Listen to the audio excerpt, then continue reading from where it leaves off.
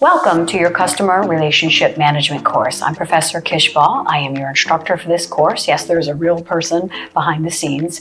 I just want to start by saying that over the last 5 years since I first taught this course, things have changed absolutely tremendously. So we're looking now at AI-generated reports. We're looking at AI-generated everything.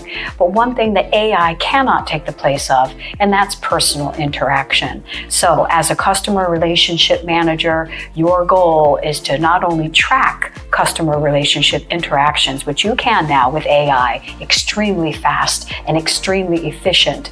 You're now going to have to focus on the more human element. So let's hope that this course becomes more of the human element, the human management behind managing customers and managing the individuals who are working with your customers. So from everything from your first discussion where you're going to talk about the customer first, all the way to your final report, which is creating your own custom dashboard, the things that you would like to track as a manager. They all align with your business management degree because you're focusing on what matters most, your people and your people serving people. So think of this course as an opportunity to learn more about how to serve people and meet them where they are. We say that a lot in marketing. Where is your customer? Let's meet them where they are, as opposed to creating something that they may not want.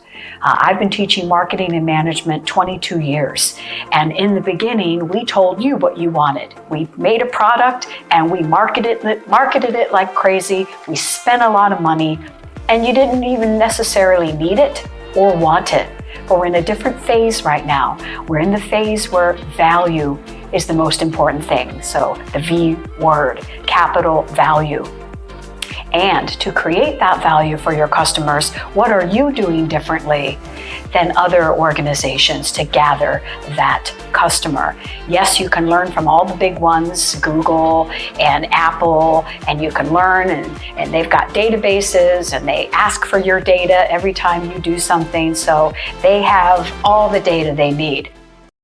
So let's talk about the difference between qualitative research and quantitative research. Quantitative research is going to be the research that you can gather data, hard data that maybe someone else has already gathered. It could be a report that's already available. It could be a market report. It could be any of these magazines that put out the Franchise 500, the Marketing 500. It could also be something that maybe the census. So the government puts out a census, and that is something that you can go and get data. Household income, how many people live in a household, how many students are college age in a high school. So here you are at Valencia, you're doing your work. How did Valencia approach you? Probably with a lot of quantitative data that was already available to them. Okay, now there's qualitative data. Qualitative data are going to be interviews, surveys, the things where we're actually going out and gathering our own data. Most of them revolve around some kind of survey or some kind of touch with the human interaction. When you go into a store and someone asks you to fill out a survey, when you leave the store and they ask you to fill out a survey, that is qualitative data that they are collecting to learn more about why you chose their product or service. So that's qualitative. It's a little more expensive to collect. Obviously, you need to talk with people, so it could be more expensive. You might need to buy an ad or create that survey, but it's a great way to find out what your customer felt about your product or your service and to gather other data. We'll talk a little bit in this course too about behavioral research, and that's the research that comes from observing others.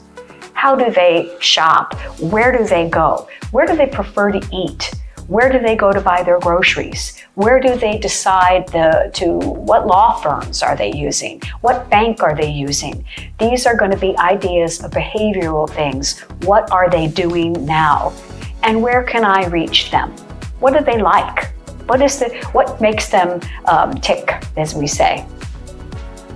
Another thing to think about is you will create a customer service dashboard for this course, and that will be revolved around the things that you want to track from your customer in the customer experience, and we'll talk more about that as we move forward.